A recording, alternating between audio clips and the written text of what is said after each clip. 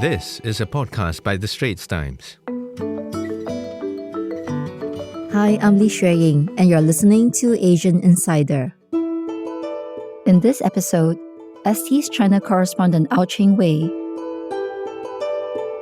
talks about his experience wandering the underground warren of tunnels and chambers that used to be Chongqing's wartime bunkers, and how they have been transformed. Well, it's good to have you on the show, Cheng Wei. Thanks for having me, Xueying. Right. So, Cheng Wei, you have been going underground in Chongqing, I hear, specifically to look at how the subterranean bomb shelters built during the Second Sino-Japanese War had been repurposed for lifestyle users. Can you tell us a bit more about that? You use the word subterranean. I think it's so interesting, especially in a city like Chongqing, where there's so many mountains, right? Where the idea of being underground, when it's kind of like in a mountain or something, it's quite surreal, that feeling. So I'll give you a bit of context. Chongqing is a very mountainous city, and sometimes you think you're on the first floor of any place, and you walk a bit further and you realize that you're actually on the 22nd floor, for example. So this idea of a subterranean concept is very interesting, I guess, in Chongqing. And more to your point about the tunnels and the bunkers. So that's the one thing that the Chongqing people would say. When you're in a bunker, that's for sure you know that you're on the ground floor of any place, right? And they have been very interesting to visit, from bookshops to car washes to car washes? Yes. So like they would fit the rollers and all the sprays on the sides of the bunkers. Because if you think about it, it's really just a drive-through, right? A bunker sometimes. Yes. Yes. So you kind of like drive through the whole thing and your car is like sparkling clean by the end Wow, of... okay. Yeah. So it's really quite special. There are even underground petrol kiosks. But unfortunately, they don't allow people to stop and take photos. Yeah. So it's more of like a drive and go kind of situation. So they've been very interesting to visit also because of the variety. So they also have shelters for residents. In fact, I think those were my favorite, because I think they show like a very day-to-day living. People are just so comfortable. They will lie, in the photos in my story, they will lie on the benches, they'll play mahjong. It's a bit like our RC centers, but I think even livelier. There's even free Wi-Fi inside. So I do think that overall, they have been very interesting to visit. Okay, and these wartime bunkers were, of course, built back in the 1930s to 1940s. And there was a very dark period of Chongqing's history at a time when it was the wartime capital of China and when the Japanese invasion was happening in full force. Was there a sense of disconnect, or even a sense of how surreal it was that these locations where so much tragedy had happened and hardship had happened have now been repurposed for such lifestyle visits nowadays? Yeah, I think that's a very interesting question, and I felt that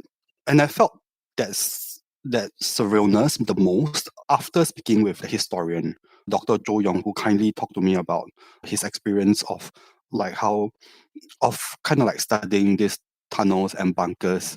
So before I would visit these tunnels and feel like it's a very interesting architecture and infrastructure. But then after I spoke with him and I visited, say, the ruins of Chongqing bombing, which is really this public museum underneath Yuzhong, which is the oldest city center in Chongqing, then you get a sense of that kind of desperation that people felt when they were during the bombing and stuff. And also that particular sentence he used about how people would come to these bunkers with their valuables and some food, because you don't know when you go back your home whether it's still there or not.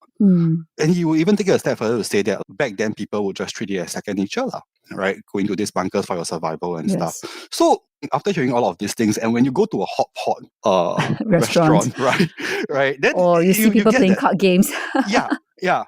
And you feel that. So it's a bit of that jarring, wow, this used to be like that, but now it has progressed. So there's that surrealness. And then subsequently, you also, I felt like more relief, also kind of like feeling like, okay, so at least these places are given new leases of life, which was exactly why I wanted to do the story, right? That they are being celebrated and they're a marker of time. So in the war times, they reflected that kind of need. But now as we move towards peaceful times, and they have reflected that current sentiment. So to me, they are reflective, I guess, of that prosperous era that we now are in. I see. So in a sense, it's viewed in a positive way. I'm just curious as to whether it does reflect a real coming to terms with the history among the people who now go there for different things? Or is it just that, well, this is just how it is. We should just move on and make a new life for ourselves using these bunkers? I think there's a bit of both. So, I mean, for the out-of-towners who go to this place, if not for the hotpot restaurants and all that, I don't know if they will actually come. But the fact that they visited, I think, would provide that, okay, so this is how it used to be. And because I do think that the concept, or rather, Beijing does treat its war education to the locals very seriously, right? And visiting these places will make these things come to life for them. And I don't know how they'll feel, but I do think that when I spoke with the people dining, they do remember that this was part of the war, and they feel that this has been given a new purpose, and now they can enjoy that peace that comes along with it. I think for the natives, a lot of these hotpot places are a bit gimmicky for them to go, but they have their own memories of the bunkers. For example, playing like hide and seek in them, which I've also described in the story. But also, there's that sense that Chongqing is a hero city. So they feel that Chongqing managed to stand up to all these aggressors, and they felt that because of their will and determination, that they were able to overcome them. It was a stronghold, I guess, yeah. I see. So it's a reflection of the pride that they have in their own city as well, right? That this is, as you said, a marker of, I guess, the city's resilience in its past and also today. So can you tell me a bit more about what it was like to be in those tunnels and bunkers and chambers? What will we see, hear, and smell when we are there today, aside from, I guess, Mala Hot Pot?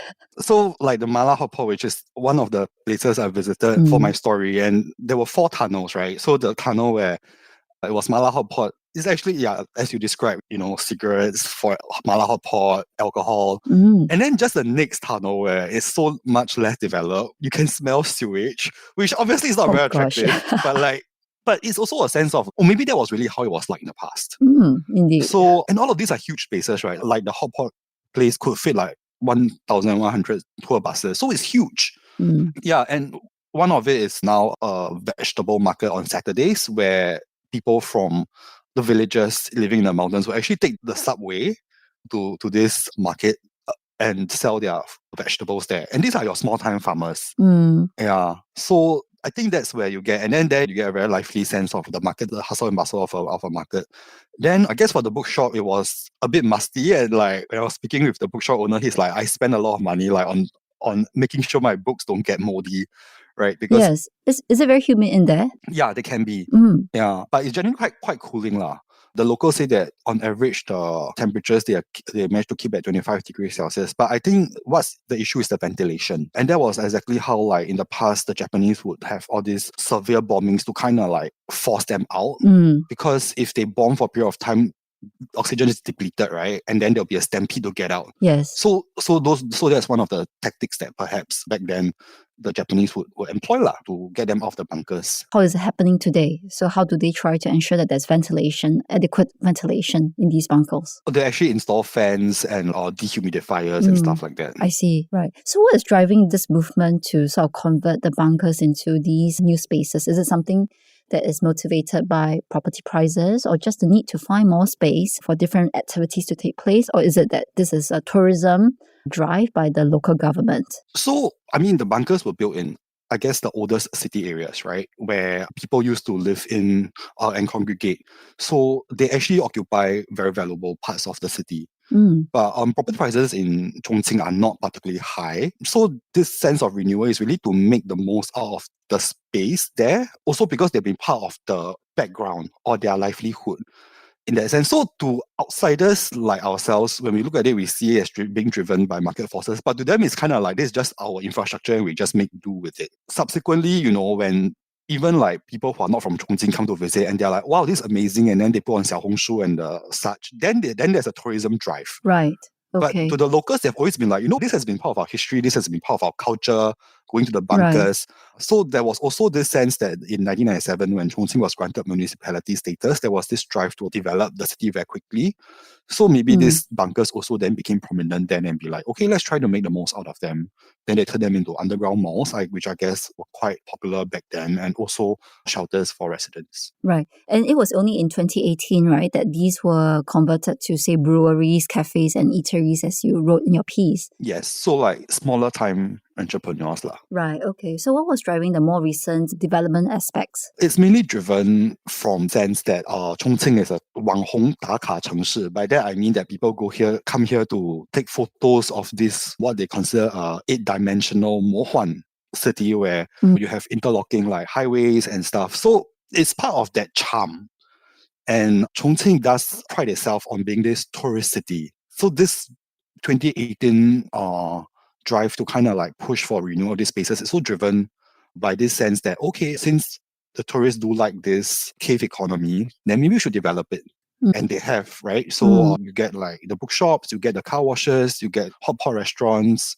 Yeah, so it's an ongoing thing to like refresh spaces in the city so that you can continue to draw tourists. Right, okay. And is this something that's common among all Chinese cities? I do know that in Beijing, they also did convert bunkers, but more for residences. But beyond that, do you know of other efforts elsewhere in China? You get some in Nanjing, you get some in Chengdu even, where it's also very near Chongqing. But most of them actually have been converted to be like public museums and also shelters for residents in the area. So they have not developed it, I guess, as commercially as Chongqing. Okay. Yeah, so they are more like local in that sense. Because, well, I mean, to my point earlier about how it's driven by tourism, I guess these other cities are not really known for their bunkers. So, yeah. They have other things. Yeah, precisely, right? So maybe we could think of the bunkers as like maybe Beijing's Great Wall or something. Instead of being above ground, they should be underground, but they're all against like aggressors, right? Yeah, so it has become that specialty or trademark of Chongqing. So other cities, even if they want to do it, there's not much motivation to drive them commercially. Right, and this does chime in very authentically with Chongqing's history as a wartime capital at that point. Yes. So I think that in Germany as well, I was reading that, they have also transformed their own bunkers into music clubs, artist studios. So it's also very interesting to see how these spaces have been rehabilitated for today's purposes. Yes, and I do think it says something of that city's culture, right? So in Chongqing, you have Mala hot pot, but for example, in Germany, where they are known for their very edgy music scene and their fashion industry, you get this kind of like renewal. Yeah. So I do think that they also speak quite nicely to the city's culture, lah. And does it say something too about the city's denizens' attitudes towards their wartime history? I'm curious to understand how the people in Chongqing view this part of their history. Is it something that people talk about on a daily basis? Is it something that students are made very much aware of in schools, etc.?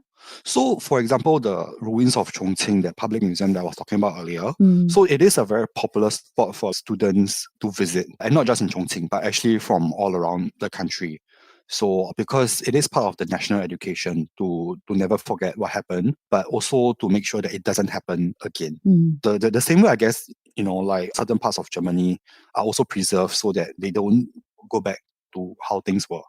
So there is that historical significance to that. But I guess the locals, they wouldn't talk about it day to day. I don't think even Singaporeans would talk about it day to day. But there is that pride because it is a city that withstood the Japanese aggressions. The invaders couldn't come in because the straits were too narrow, the rivers were too narrow. And at that time, because the bombing, they also couldn't access through sky attacks in that sense because they could go into the bunkers.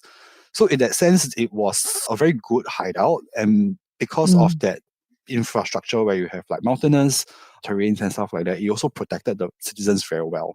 So Chongqing people feel that this is a very special place in the country and they have so much pride for it. So in a way, this is also, I guess, a reflection of how they, in their own way, are keeping its history alive in a way that's meaningful for people today. Yes, I would say so. Right. So, Cheng Wei, you moved to Chongqing just a month ago as ST's correspondent who now covers the central and western part of China. Congratulations. I'm sure you're enjoying yourself there. Tell me about what the experience has been like, aside from visiting bunkers, but what has it been like and how is it different from your time in Beijing prior to this? So, I think the most obvious difference would be the weather and the food. The weather in Chongqing, when I first came, it was like really hot. You are averaging, the maximum temperatures were above 40. And then in a split second, or rather over one night, like temperatures drop 10 degrees and now, there's no sun. I feel like sometimes I'm living in the UK, where it's very grey and rainy. So you get two Yes. extremes, right? Mm. So the weather has been that. And the food, I guess, you hear there's an emphasis on eating spicy because it's supposed to dispel the han qi, according to TCM, the Chill, Chinese, yes. the chills in your Yes. body and stuff so that you don't fall sick that easily. But I feel like the only thing that I have learned from eating mala here is really spicy, like heaty. So instead of like basically chills, I fall sick in a different way. But I see. yeah, but Oops. I think so. I mean, other than this, it's been quite fun to move to Chongqing, exploring a different part of China and in such an intimate way, living here and the people. Chongqing people are known to be very direct. The Beijing people tend to be a bit more. They are direct, but they're also a bit more like Diplomatic. diplomatic. Chinese the 婉转. So if they say something like, then when they're not very confident, they will go into like 可能或许, but then you are left waiting. But the Chongqing directness will be like, 不可以就是不可以. So it's not like but being a Singaporean who loves efficiency, that's great, right? So you don't waste time. So you can move on and do other things, and like you don't have to spend time waiting.